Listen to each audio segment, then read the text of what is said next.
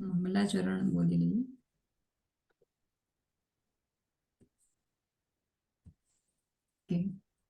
ઓમ જ્ઞાનતિમિરાંધસ્ય જ્ઞાનંજનશલાકયા ચક્ષુરુન્મિલિतं येन તસ્मै શ્રીગુરવે નમઃ.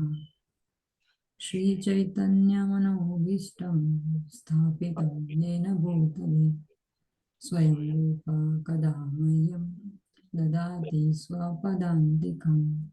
वन्देऽहं श्रीगुरु श्रीयुतपदकमलं श्रीगुरून् वैष्णवांश्च श्रीरूपं साग्रजातं सहगण रघुनाथान्वितं तं सजीवं साद्वैतं सावधूतं परिजनसहितं कृष्णचैतन्यदेवं श्रीराधाकृष्णपादां सहगण ललिता श्रीविशाखान्वितांश्च.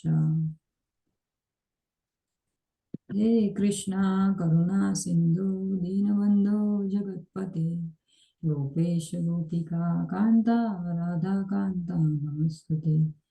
तप्त कांचन गौरांगी राधे वृंदावनेश्वरी वृषभानुसुते देवी प्रणमामि हरिप्रिये.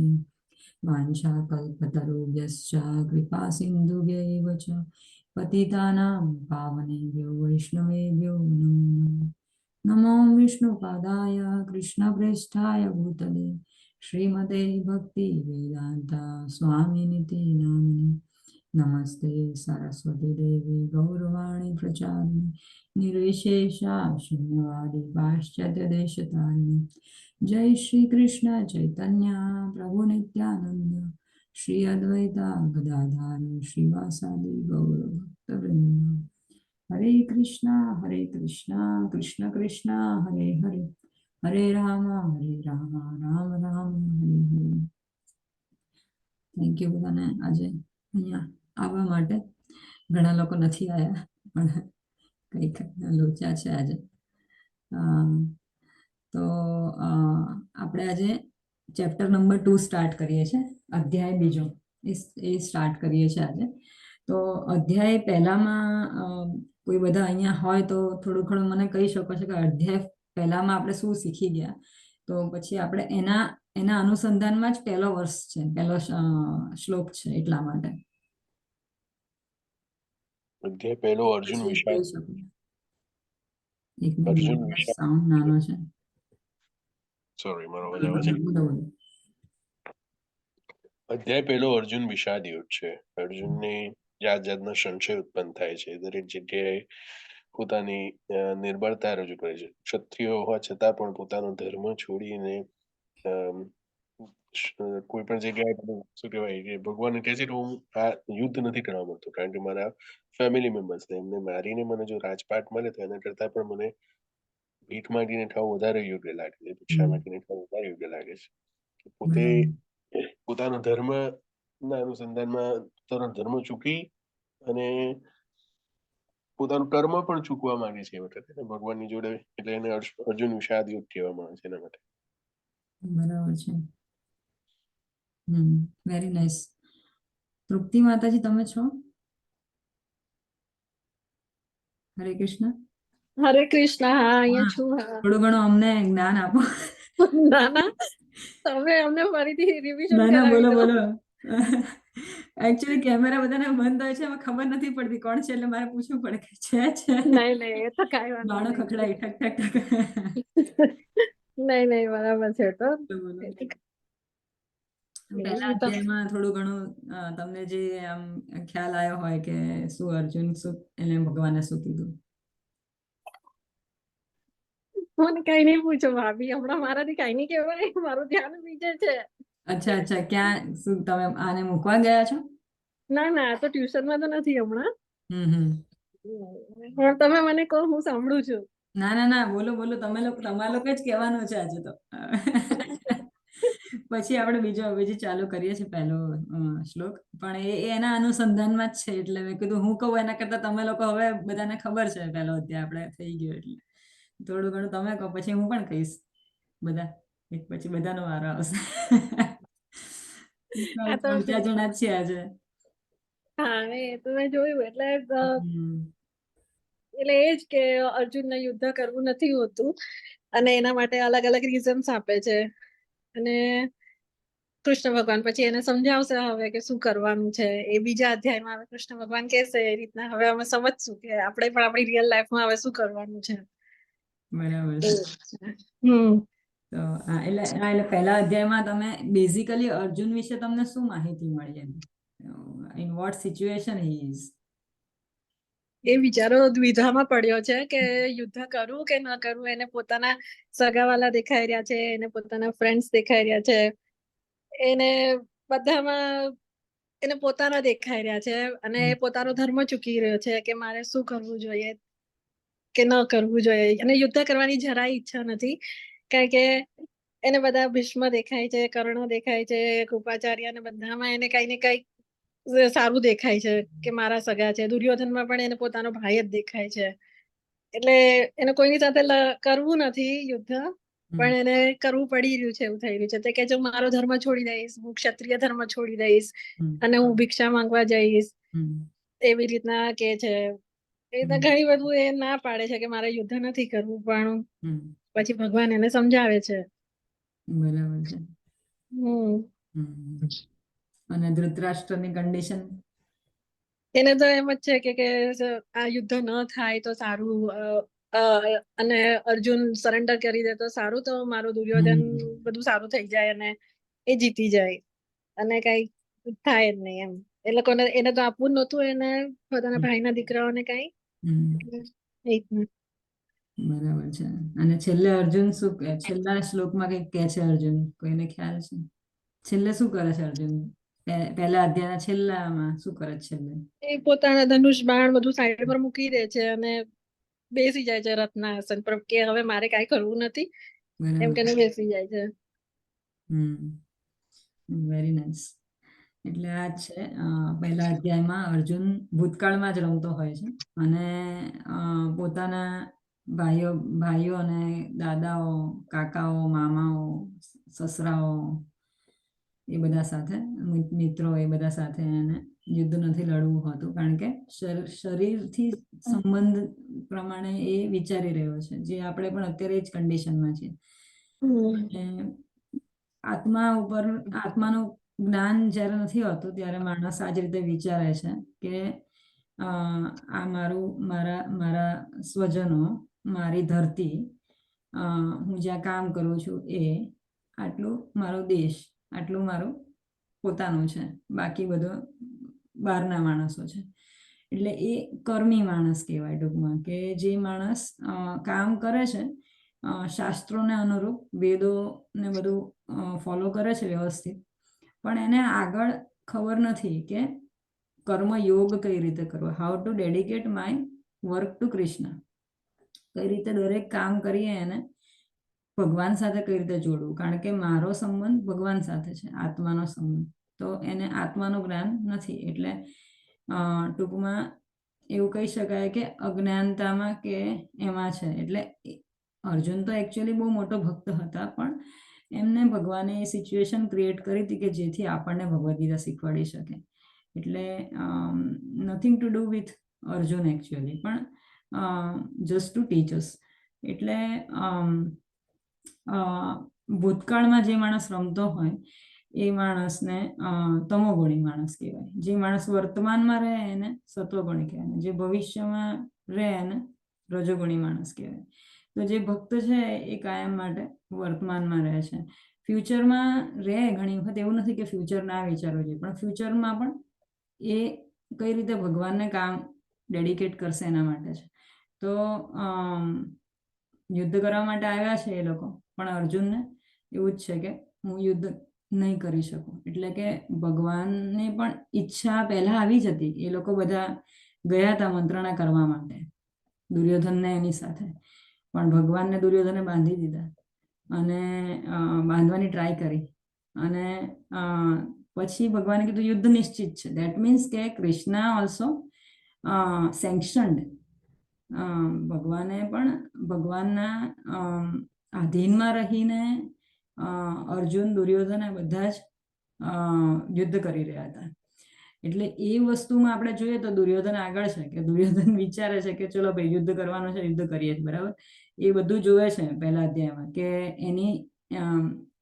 એની સેનામાં કોણ કોણ છે, આપણી સેનામાં કોણ કોણ છે, બધું જ એનાલિસિસ કરે છે.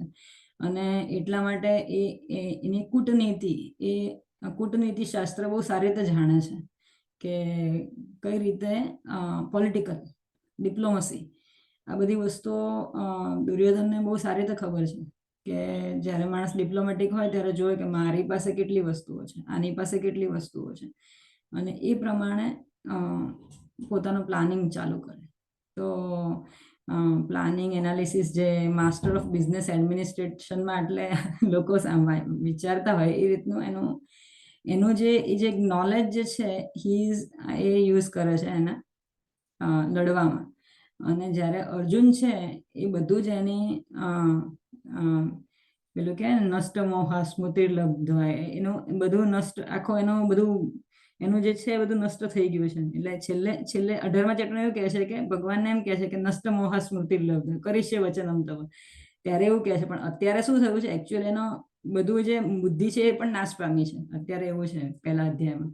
એટલે એનું જે સામાન્ય બુદ્ધિ હોય, સામાન્ય નોલેજ હોય, એનો જે ધર્મ હોય, જે તમે લોકોએ જે કીધું એ બધું જ ભૂલી ગયો છે, અને બિલકુલ સ્તબ્ધ થઈને એ વિચારે છે, કારણ કે એ હજી પણ શરીર રીતે વિચારે છે.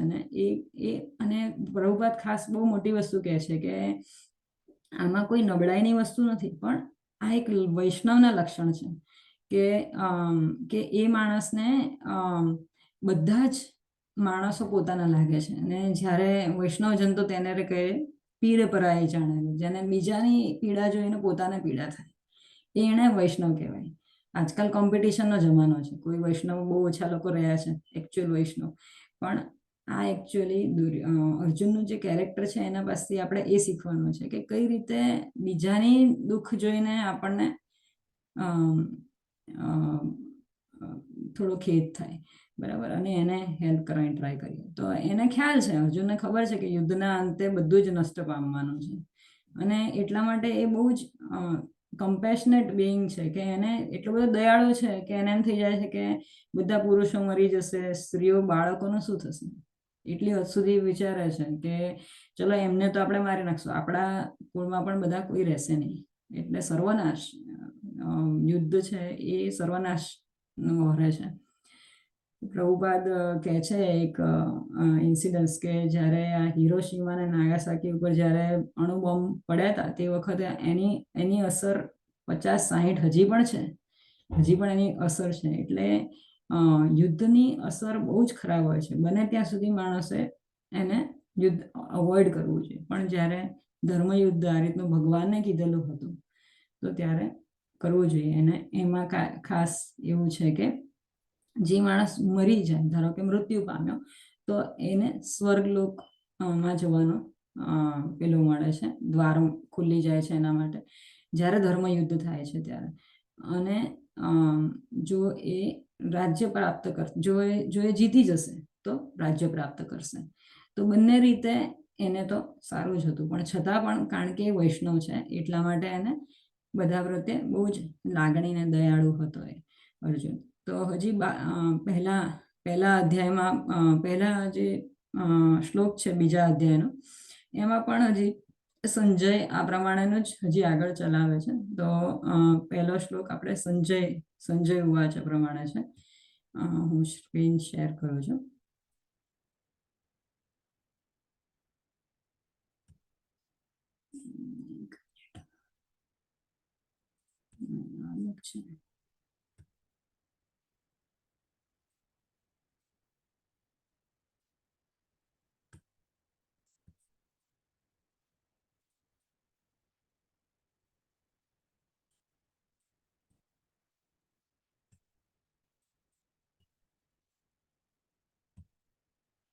ઓકે, તો મારી પાસે અત્યારે ગુજરાતીનું PDF નથી, પણ ઇંગ્લિશમાં વેડાવેઝમાં આપણે ખાલી એટલી શ્લોક વાંચી શકીશું, અને પછી ગુજરાતીમાંથી હું રીડ કરવાની ટ્રાય કરીશ એમ જ.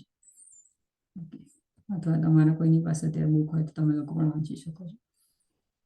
સારું, તો બીજા અધ્યાયનું નામ છે અ, સૈન્ય નિરીક્ષણ. બરાબર.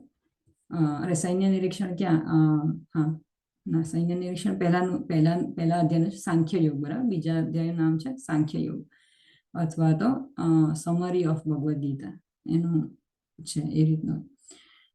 તો બીજા અધ્યાયમાં પહેલો શ્લોક. તો આ જે અધ્યાય છે આમાં આખી ભગવદ્ ગીતાના જેટલા ચેપ્ટર્સ છે બધાનો જ વિશ્લેષણ ભગવાને, જેમ આપણે નહીં અત્યારે ભગવદ્ ગીતાની કહેવા બેઠા છે તો પહેલા આપણે સમરી જોઈ લીધી પહેલી બીજા અધ્યાયની, પછી જ્યારે સ્ટાર્ટ કરીએ ત્યારે પણ પહેલા અધ્યાયની પહેલા સમરી જોઈ હતી, બીજા અધ્યાયનું બીજા અધ્યાય ચાલુ કરતા પહેલા સમરી જોઈ આપણે. તો એવી રીતે ભગવાન ભગવદ્ ગીતા આખી ચાલુ કરતા પહેલા ભગવદ્ ગીતાની સમરી આપી દે છે બીજા ચેપ્ટરમાં. બરાબર. તો એ વખતના સમયમાં પણ આ રીતની જ પ્રથા હતી કે માણસો પહેલા આખું એને શું કહેવાય પેલું વિહંગાવલોકન કે બર્ડ આઈ વ્યૂ એ આપી દીધો ભગવાને, એટલે એ બીજું ચેપ્ટર છે. તો એમાં બધું જ ભગવાને આખું ભગવદ્ ગીતામાં હવે શું કહેવાના છે એ બધું અર્જુનને શોર્ટમાં આખું જણાવી દીધું. પછી કહે છે કે હવે હું તને વિસ્તારથી કહું. એમાં આપણે હવે 72 કે 74 શ્લોક છે બીજા અધ્યાયના, એ પછી હવે એક પછી એક જોઈશું. બરાબર. તો આ બધી જે પ્રોસિજર્સ છે બધી ભગવાને જ ચાલુ કરેલી પ્રોસિજર્સ છે. ઓકે. પહેલો શ્લોક છે સંજય ઉવાચ.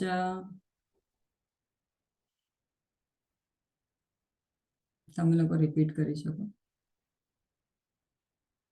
સંજય ઉવાચ તમ તથા કૃપયાવિષ્ટમ तं तथा कृपयाविष्टम् અશ્રુપૂર્ણાકુલેક્ષણમ अश्रुपूर्णकुलेक्षणं વિષીદन्तમિદં વાક્યમ विषीदन्तम् इदं वाक्यम् ઉવાચ મધુસૂદન.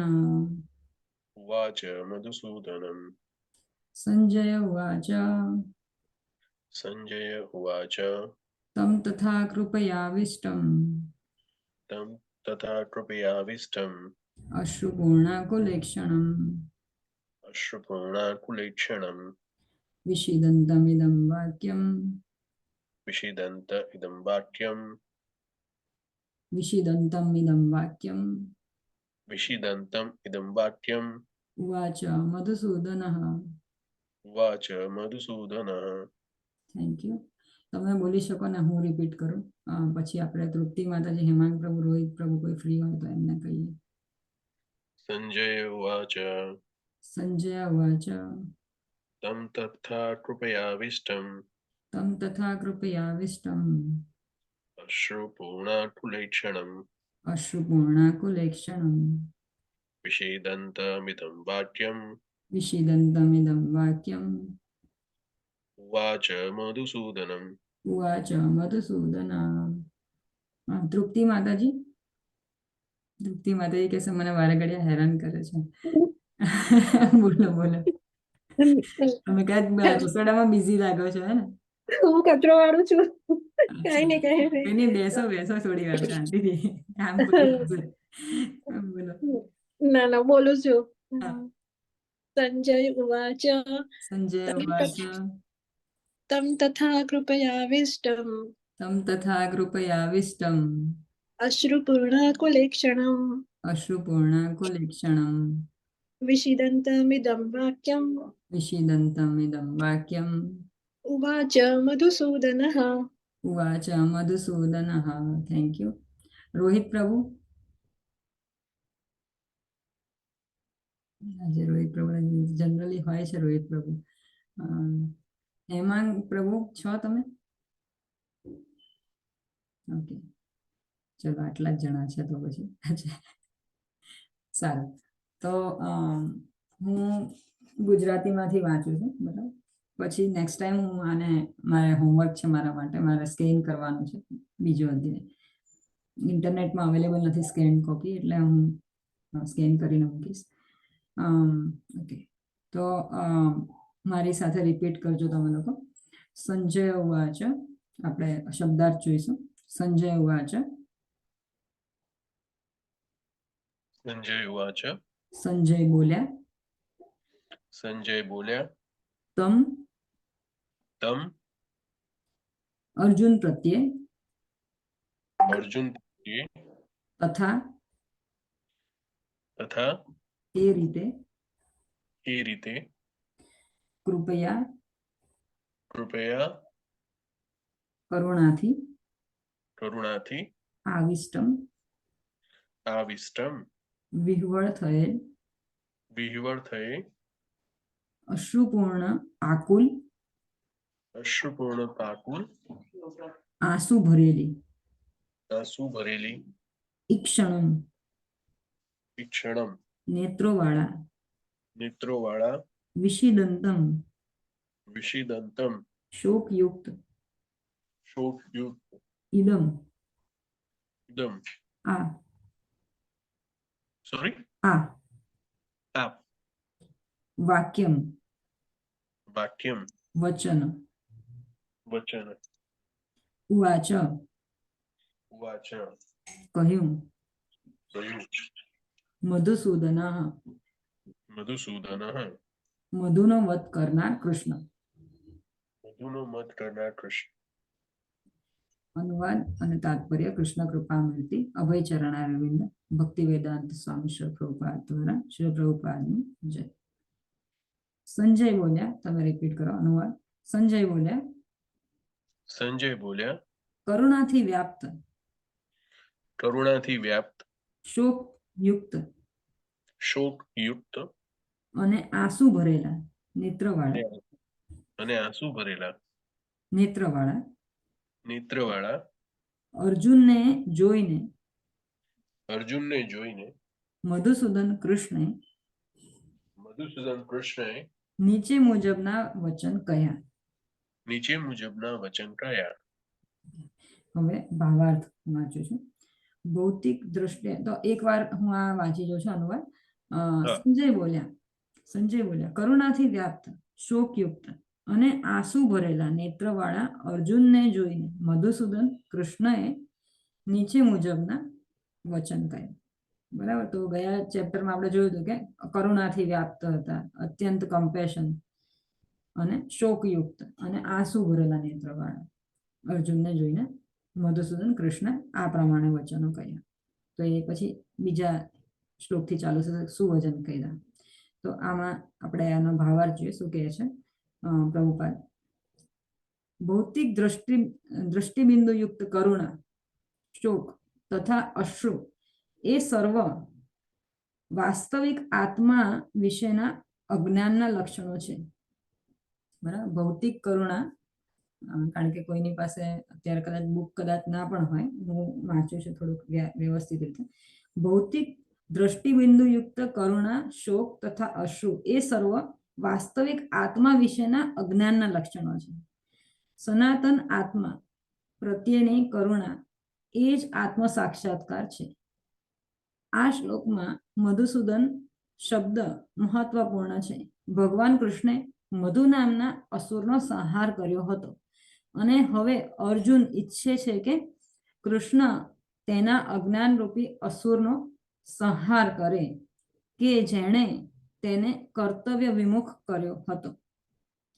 કરુણાનો ઉપયોગ ક્યાં કરવો જોઈએ એ કોઈ જાણતું નથી. ડૂબી રહેલા માણસના વસ્ત્રો માટે કરુણા કરવી એ તો મૂર્ખામી છે. અજ્ઞાનરૂપી ભવસાગરમાં પડી ગયેલ મનુષ્યને કેવળ તેના બાહ્ય પોશાક અર્થાત તેના સ્થૂળ શરીરનું રક્ષણ કરવાથી બચાવી શકાતો નથી. જે મનુષ્ય આ જાણતો નથી અને બાહ્ય વસ્ત્રો માટે શોક કરે છે તે શુદ્ર કહેવાય છે, અર્થાત તે નિરર્થક શોક કરે છે. અર્જુન તો ક્ષત્રિય હતો, તેથી આવા વર્ણનની તેની પાસેથી અપેક્ષા રખાઈ ન હતી. પરંતુ ભગવાન કૃષ્ણ અજ્ઞાની મનુષ્યના શોકને નષ્ટ કરી શકે છે અને આ જ હેતુ માટે તેમણે ભગવદ્ ગીતાનો ઉપદેશ આપ્યો છે. આ અધ્યાય ભૌતિક શરીર તથા આત્માના પૃથક્કરણાત્મક અધ્યયન દ્વારા આત્મ સાક્ષાત્કારનો ઉપદેશ આપે છે, જેનું સ્પષ્ટીકરણ પરમ અધિકારી ભગવાન શ્રી કૃષ્ણે કર્યું છે. આ સાક્ષાત્કાર ત્યારે જ શક્ય બને છે જ્યારે મનુષ્ય સકામ કર્મોના ફળ પ્રત્યે અનાસક્ત રહી કર્મ કરે અને વાસ્તવિક આત્માના દ્રઢ ખ્યાલમાં સ્થિત રહે. તો આમાં 2-3 વસ્તુ ભગવાને કીધી છે. એક છે કે જે માણસો કર્મી કે ભૌતિકવાદી છે એ લોકો બાહ્ય પોશાક એનું વધારે ધ્યાન રાખે છે. હવે એક માણસ ડૂબી રહ્યો હોય એને, ધારો કે તમે એનો પોશાક ખાલી ખેંચીને બહાર કાઢીને ટ્રાય કરો તો એ માણસ નથી આવતો, એનો ખાલી પોશાક જ વસ્ત્ર જ બહાર આવે છે. પણ એ માણસને તમે ડૂબી રહ્યો હોય ત્યારે એને એ માણસ સહિત આખો બહાર કાઢવો પડે છે. તો જે બહારી આવરણ છે એનું જ ડેકોરેશન કરવાથી કે એનો જ ખ્યાલ કરવાથી કોઈ આત્માનો સંતોષ થતો નથી. એક એ વસ્તુ પ્રભુપાદે આમાં કીધી છે. અને બીજું છે કે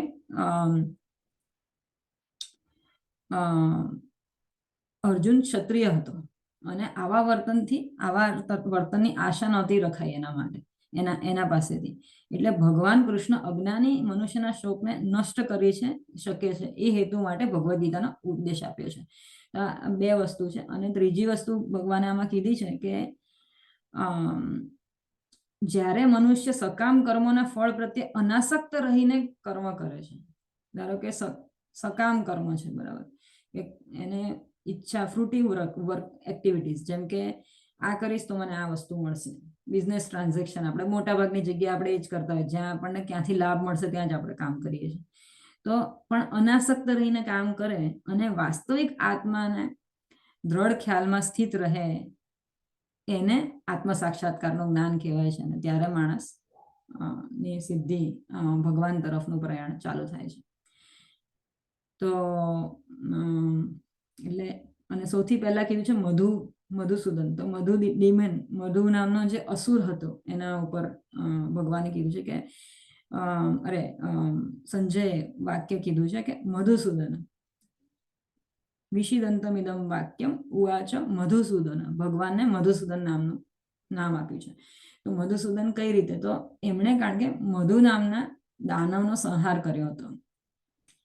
તો એક મધુ નામ હતો અને એક કૈતબ, બે નામના દાનવો હતા. તો જે લોકો બ્રહ્મામાંથી જ નીકળ્યા હતા, બધા બ્રહ્માના જ બધા છે પુત્રો, પણ એટલે આપણે બધા બ્રહ્મામાંથી જ નીકળેલા છે. તો એ લોકો એવી રીતનું જ હતું.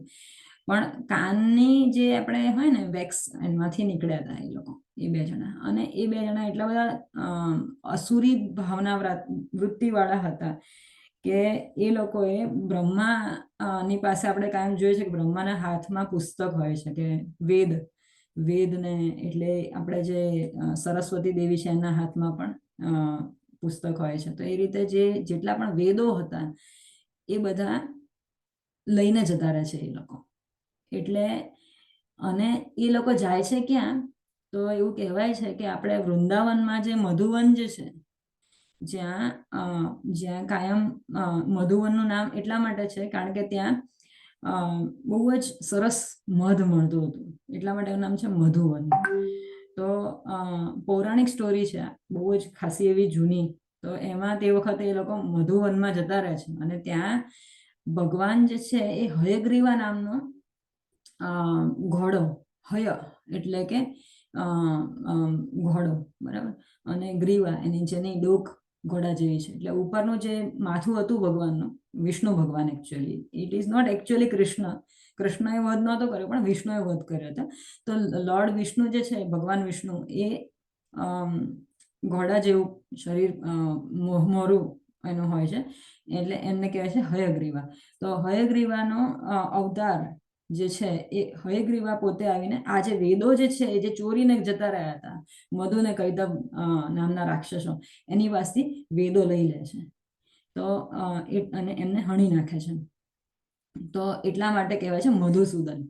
તો બીજું અર્થ પ્રભુપાદે આખા ભગવદ્ ગીતામાં બીજો અર્થ મધુસૂદનમાં એ પણ કીધો છે કે જે આપણા સવાલોનો નાશ કરે છે એને પણ મધુસૂદન કહેવાય છે. અરિસૂદન, મધુસૂદન, કે જે નામના દાનવો છે, જે બધા જે આપણા જે સંશયો જે છે ને, જે આપણા જે પ્રશ્નો છે, જેમાં આપણે આખો વખત ઉલઝાયેલા રહીએ છીએ, જેમ અત્યારે અર્જુન આખો પ્રશ્નોમાં ઉલઝાયેલો છે, એને દાનવ કહેવાય છે.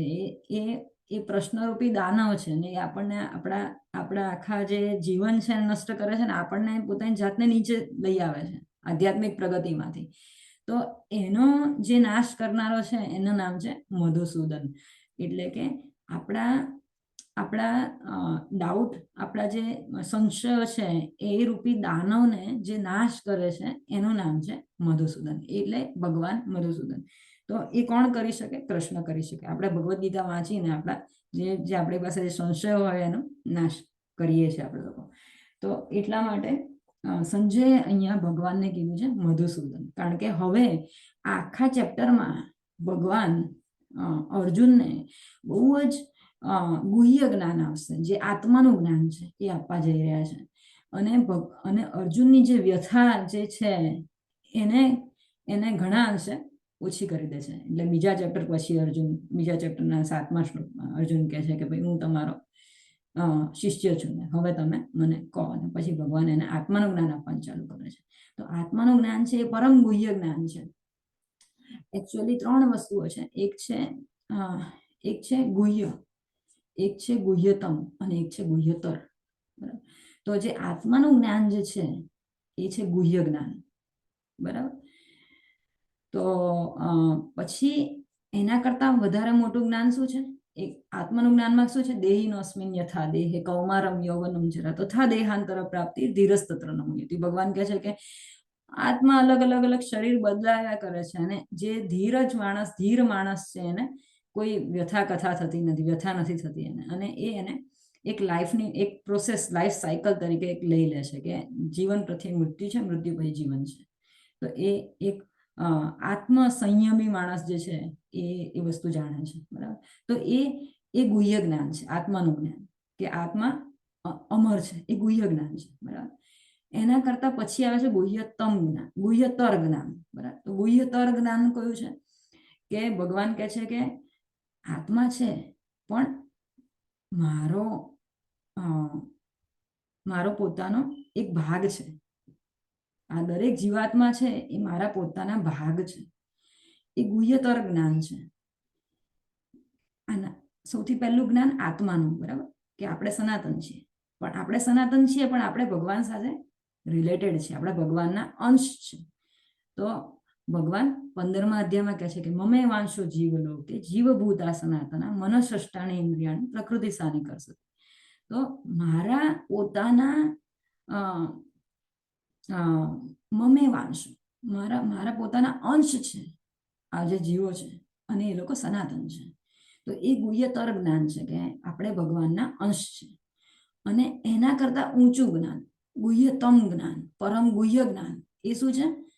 કે મન મના ભવ મત ભક્તો મદ્યાજી મામ નમસ્કુરુ મામે વૈશ્યસે યુક્તે આત્માનમ મત પરાયણ.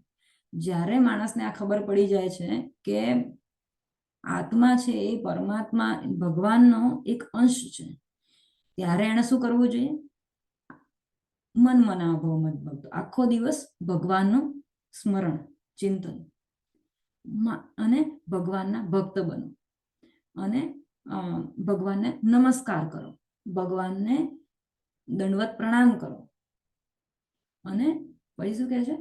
મન મના ભવ મત ભક્તો મદ્યાજી મામ નમસ્કુરુ મામે વૈશ્યસી યુક્ત. એવમ જ્યારે મારામાં યુક્ત થઈ જશો, તમે ભક્તિમાં આખા તરબોળ થઈ જશે, આત્માનમ મત પરાયણ, ત્યારે તમારો આત્મા છે એ આખો મારામાં ઓતપ્રોત થઈ જશે. અને ત્યારે તમે ભગવાનનું આપણે સેવા કરવાની ચાલુ કરીએ છીએ. બરાબર. તેશામ સતતયુક્તા નામ ભજતામ પ્રીતિપૂર્વકમ, ત્યારે આપણે ભગવાનની પ્રીતિપૂર્વક સેવા કરવાની ચાલુ કરીએ. ત્યારે શું છે? રિચ્યુઅલ પૂર્વક કરીએ છીએ આપણે, કે વૈધિ ભક્તિ. આપણા ઇસ્કોનમાં એક શબ્દ આપણે કહીએ છીએ વૈધિ ભક્તિ. વૈધિ ભક્તિ શું છે? કે રોજ 16 માળા કરવાની, ભગવાનની સેવા પૂજા કરવાની, માળા બનાવવાની, કે પછી ભગવાન માટે ભોગ બનાવવાની, ભોગ ધરાવવાની, આ બધી વૈધિ ભક્તિ છે. પણ એના ઉપર શું છે? રાગાનુગા ભક્તિ, જે વૃંદાવનમાં જોવા મળે છે, રાગ અનુગા. તો જ્યારે રાગ ભક્તિ થઈ જાય છે, ઓટોમેટિક માણસ જે આપણે પહેલા પણ એકવાર મેં કીધું કે જે ગોપાલકૃષ્ણ ગોસ્વામી ગુરુ મહારાજ હતા અમારા, એ રાતના સૂતા વખતે પણ ઘણી વખત એ લોકોએ જોયું છે એમના પાર્ષદોએ કે આરતી કરતા. એટલે એ એટલા બધા અધીરા હતા કે ક્યારે સવાર પડે ને હું મંગલા આરતી કરું, તો સૂતા હજી તો રાતના 1-2 વાગ્યા હોય ને એમને થાય કે મંગલા આરતી ચાલો સમય ચાલુ થઈ ગયો, કરો આરતી કરો.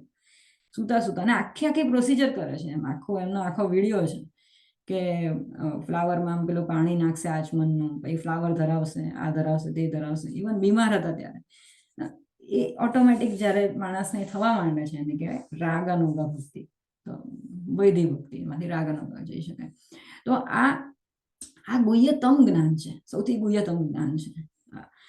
પણ પહેલું જ્ઞાન અહીંયા ભગવાન આપવાનું ચાલુ કરે છે અર્જુન, ગુહ્ય જ્ઞાન કે આત્મા, તું આત્મા છે, તું શરીર નથી.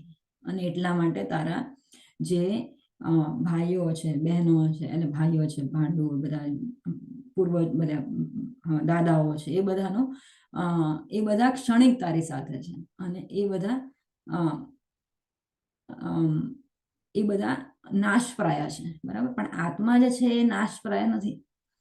તો અને એ બધાને ઓલરેડી મેં મારી નાખ્યા છે, તારે ખાલી મારા શસ્ત્ર બનવાનું છે, બરાબર. પ્રકૃતિ ક્રિયમાણ. પણ આપ લોકો શું વિચારે છે કે હું કરું છું, કરતા હમ ઇતિ મન્યતે. આપ લોકો એવું, એ રીતે અર્જુન પણ એવું વિચારતો કે હું કરી રહ્યો છું, બરાબર.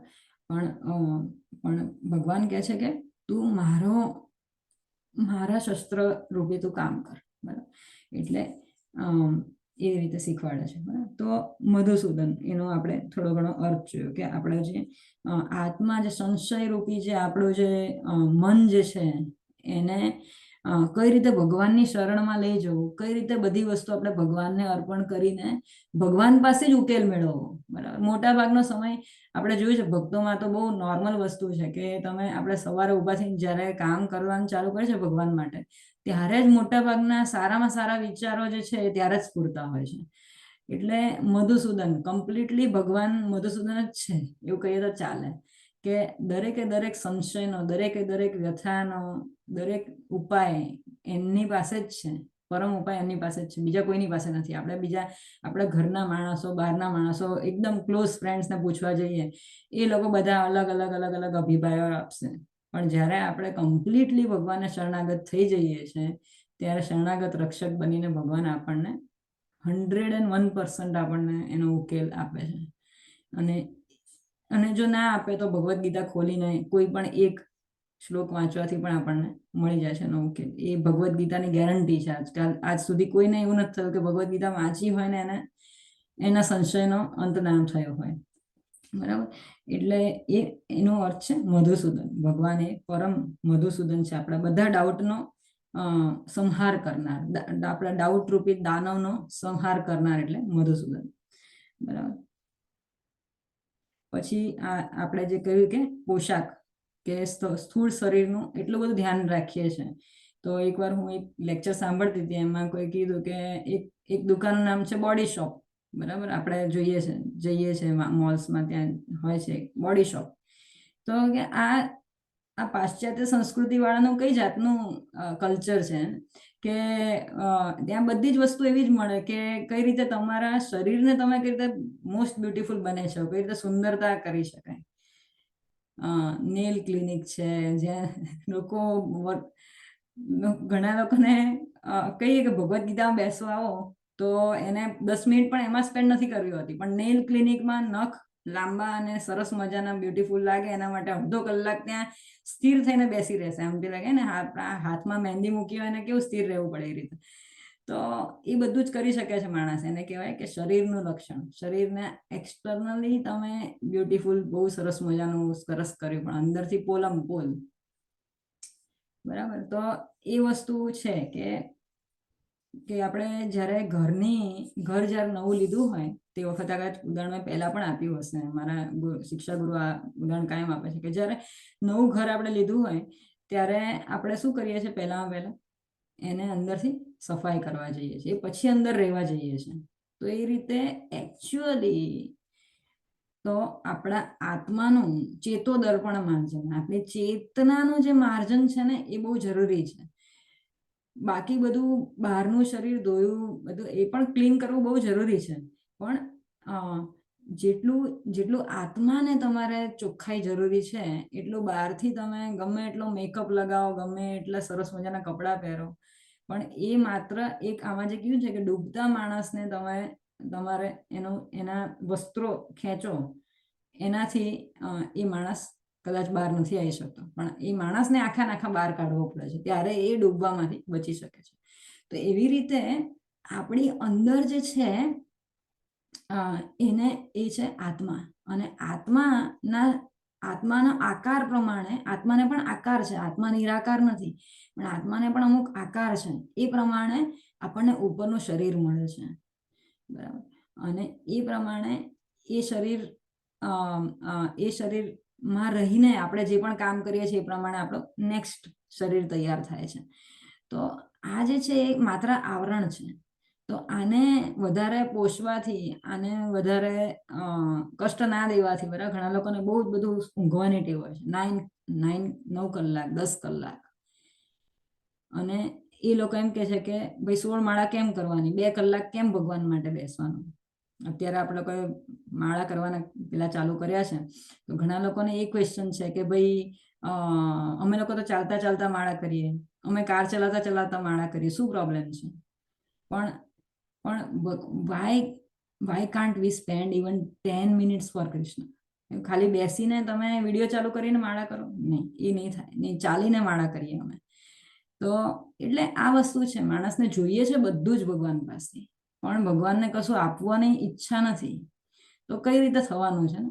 વેન આપણી પોતાની ઈચ્છા જ નથી, તો ભગવાને સામે વિચારશે ને કે ભાઈ આને એ યથામામ પ્રપદ્યંતે તામ સતૈવ ભજામ્યહમ, બરાબર. આપણું જેટલું ઇન્ક્લાઇનેશન હશે ભગવાન પ્રત્યે, જેટલી આપણી ભાવના હશે, એટલા પ્રમાણમાં ભગવાન આપણી પાસે રેસિપ્રોકેશન, આપણી પાસે વળતું આપણને આપે છે, એનાથી વધારે આપે છે, પણ તોય આપણને નથી પોસાતો, આપણને એમ લાગે છે કે આપણને બહુ ઓછું આપ્યું છે.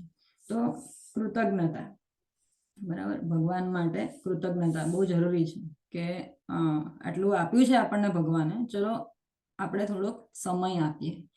તો ભગવાનને સમય આપીને સવારે ભગવાનને સરસ મજાના થોડુંક આ લોકો કરે છે, પ્રભુ હિમાંશુ પ્રભુ, એ લોકો બરાબરના તૈયાર કરો, બધી સેવા કરો, બરાબર, એ બધું જરૂરી છે. એનાથી આત્માનું માર્જન થાય છે, ચેતોદર્પણ માર્જન.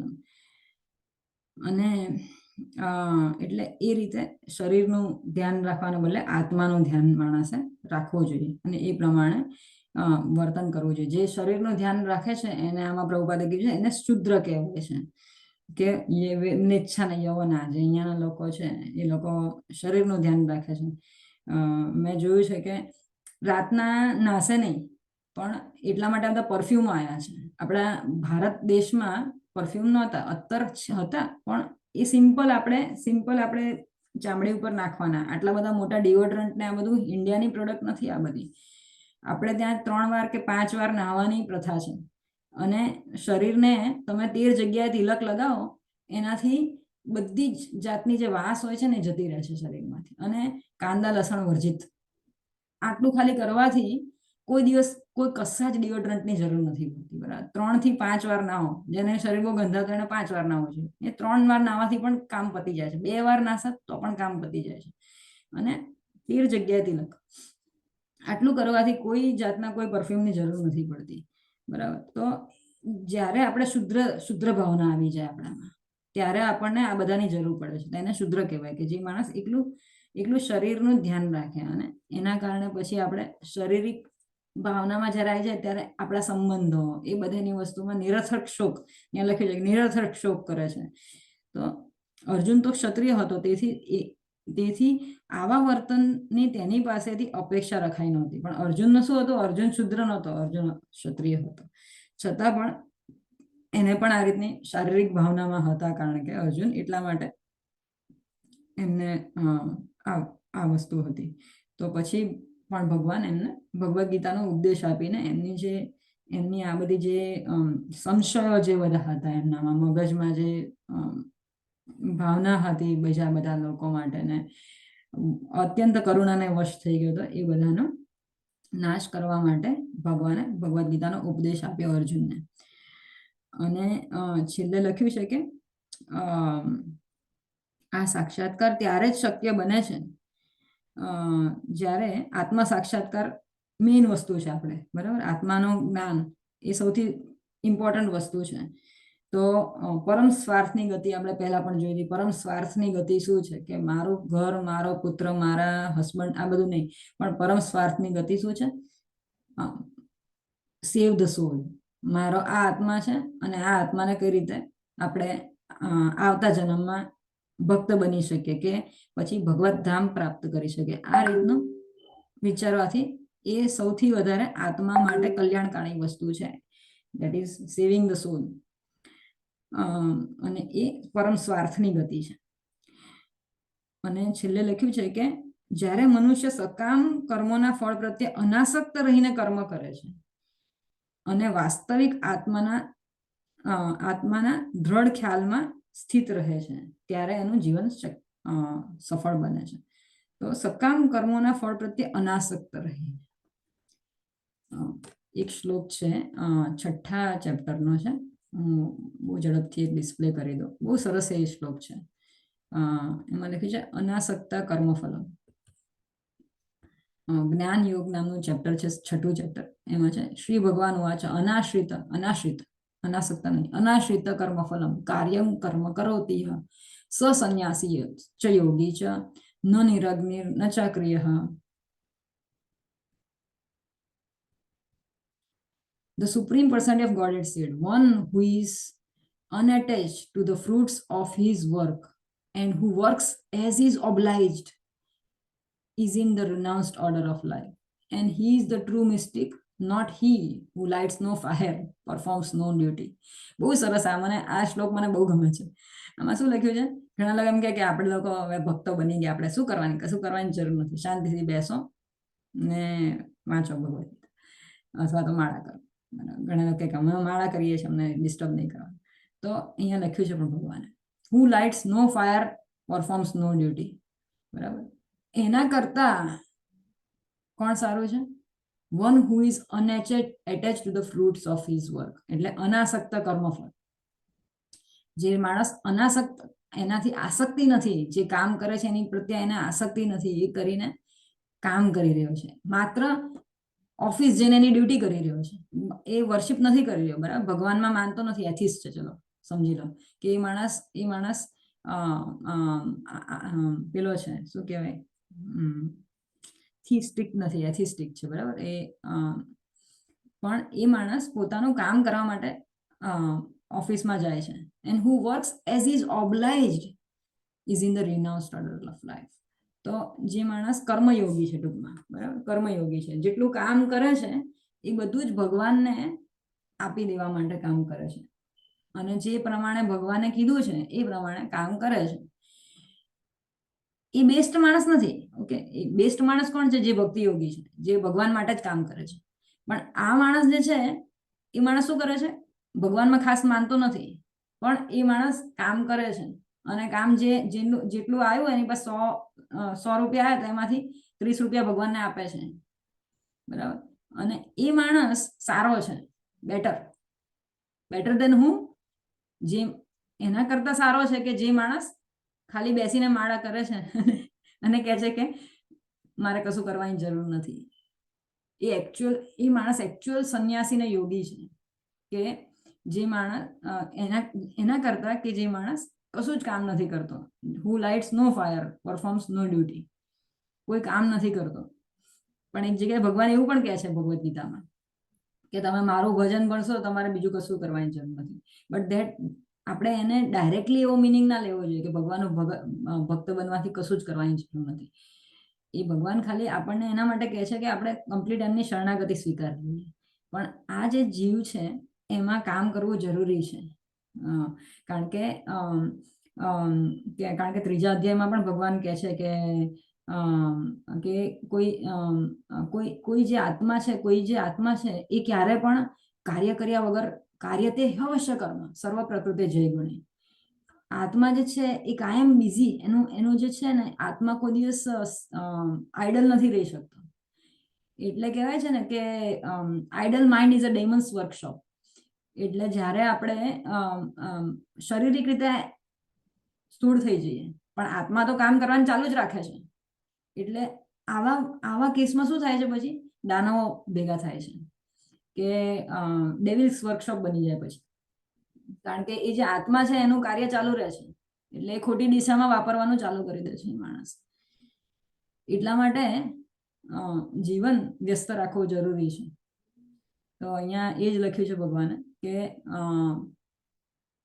પણ ખોટી રીતે વ્યસ્ત રાખવું જરૂરી નથી. જે આપણી બુદ્ધિને મન છે એ ભગવાનમાં પરોવેલા રાખવા જોઈએ. ઘણા લોકો પ્રભુપાદે બહુ સરસ એક્ઝામ્પલ્સ આપ્યા છે કે જે અમુક લોકો ખોટા વ્યસ્ત બને છે એ લોકો એક સ્લોગન છે, મને મળશે તો હું તમને મોકલાવીશ, બહુ સરસ છે. 3 જાતના માણસો કીધા છે, એક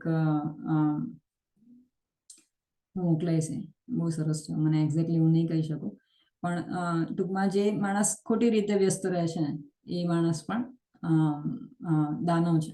પણ જે માણસ પોતાના મન બુદ્ધિ ને બધું ભગવાનને અર્પિત કરીને કામ કરે છે એ રીતનું એ કર્મયોગી છે, પ્રોપર કર્મયોગી છે. બરાબર. તો આ શ્લોક બધાએ થોડો ઘણો યાદ રાખવો જોઈએ, બહુ સરસ છે. હરે કૃષ્ણ.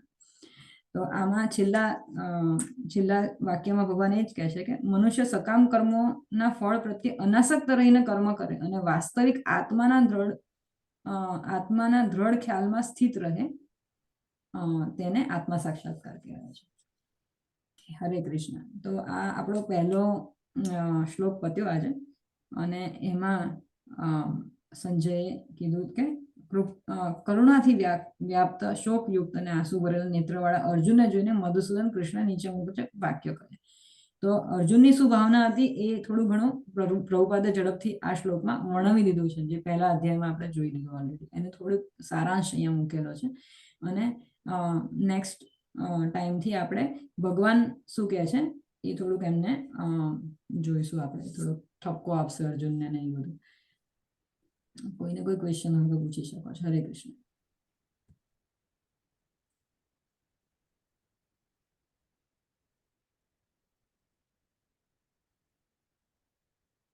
હરે કૃષ્ણ પ્રભુ. Bye bye. કદાચ પ્રભુ જતા રહ્યા છે. આપણે ઝડપથી આજે આપણા ઘરના દર્શન જોઈ લઈએ. ક્યાં તૃપ્તિ માતાજી તમારા દર્શન છે ચાલુ? ના, હા, અત્યારે તો નથી ભાભી, અત્યારે નથી. ઓકે, હું આમાં ચાલુ કરું છું.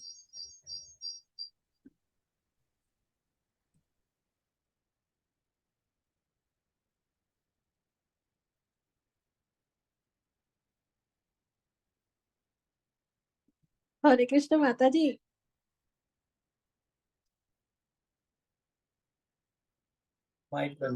નહીં, ચાલુ છું.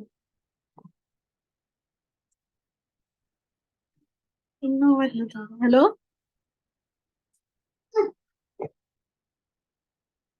શું કરે? હાથમાં કાતર વાળી જશે કે? હેલો, હરે કૃષ્ણ. એમના દર્શન કરો માતાજીને ઘરના કરી.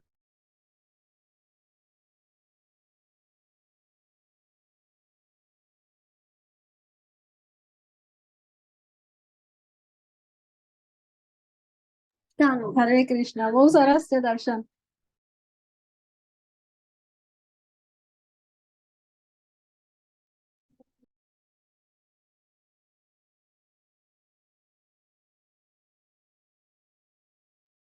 અરે વાહ, બહુ સરસ છે.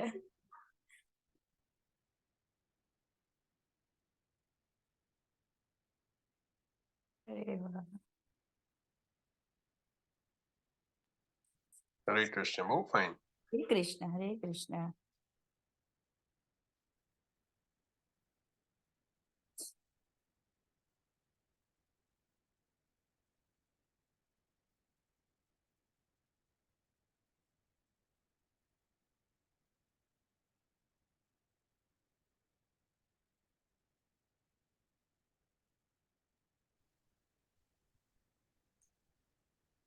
હેલો, હરે કૃષ્ણ. સેમ વેગળા પહેર્યા છે.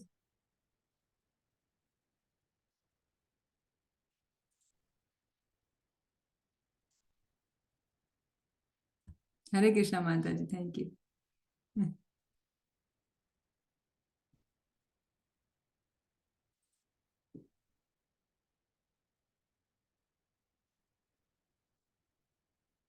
હા નિયતિ માતાજી, તમે દેખાડી શકશો દર્શન? હા, ચોક્કસ ચોક્કસ. હા, હરે કૃષ્ણ.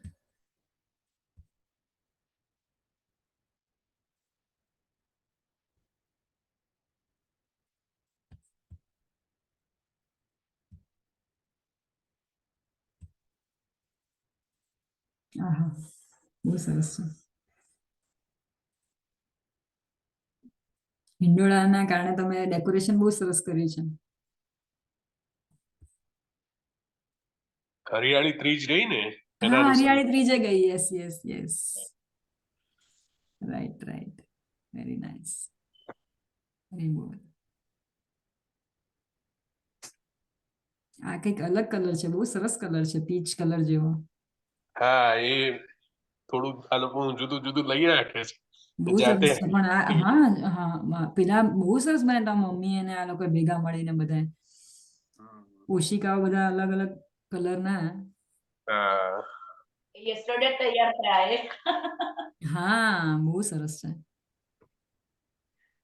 મશીનમાં તમે લોકો કરતા હશો ને આ બધું?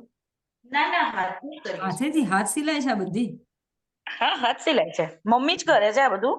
અરે હાર્ડ વર્ક રિયલી. હા, બહુ સરસ રીતે કર્યું છે.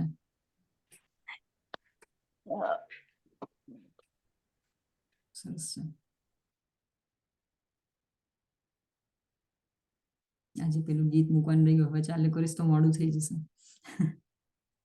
કઈ વાંધો નહીં, કઈ વાંધો નહીં. વ્રજજી, વ્રજજી. વિરોધી છે. વ્રજજી.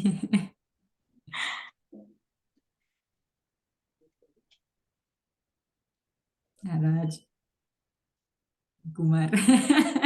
કુમાર આજે હમણાં કઈ કોમેન્ટ કરશે માતાજી. આજે અલ્પાબેન મૃગેશની બર્થડે છે, એટલે આજે મૃગેશને ગમે ને એવા કપડાં પહેર્યા છે. Happy birthday Mrigesh. Thank you. એ મૃગેશ છે ને મારા ઘરે છે અત્યારે. મારા કરે છે. હરી બોલ. આજે આજે એ લોકો નથી ગયા? આજે આજે ઓછું, આજે હા, આજે ફ્રી યુની નહીં, કારણ કે આજે બર્થડે એટલે આજે કશું જ નહીં. ઓહ, તમે આવો ઘરે બોલો. બહુ સરસ. હું આજે સવારે મને થયું, હું માળા કરતી હતી ને તો તે વખતે આ પ્રભુ માળા કરતા હતા, મને થયું કે ઘણી વખત હીરવા અને મૃગેશ ભેગા મળીને માળા કરે છે અમારી સાથે. એટલે કારમાં એ લોકો જતા જતા ત્યારે મને થયું, મેં કીધું આમેનો અવાજ નથી આવતો આજે. ના, આજે આ બંને નહોતા. આજે બંને જણા છે ને થોડાક કાલે છે ને સુવાનું મોડું થઈ ગયું હતું એ લોકોનું. હા, અને મૃગેશને કાલે છે ને હાથમાં થોડીક આંગળી એની કપાઈ ગઈ છે, એટલે એને કાલે છે ને બહુ લોહી નીકળતું હતું, એટલે સવારે આખો નખ જ નીકળી ગયો છે એનો. કઈ રીતે એટલે આમાં ભરાઈ ગયું? ના, એ કિચનમાં કઈક કામ કરતો હતો ત્યાં સ્કૂલના, તો એમાં એનો નખ આખો નીકળી ગયો. એટલે એને પછી આજે છે ને એ રાતના દવા લઈને સૂતું ને, એટલે પેલું સવારે કેવું એને ઉઠવાનું થોડું તકલીફ પડી, એટલે બંને જણાનું એવું હતું. એ બંને શું સાથે ને સાથે જ બધું કરતા હોય. પણ આખો નખ તો તમારે તો ક્લિનિકમાં લઈ જવો પડ્યો હશે. હા, લઈ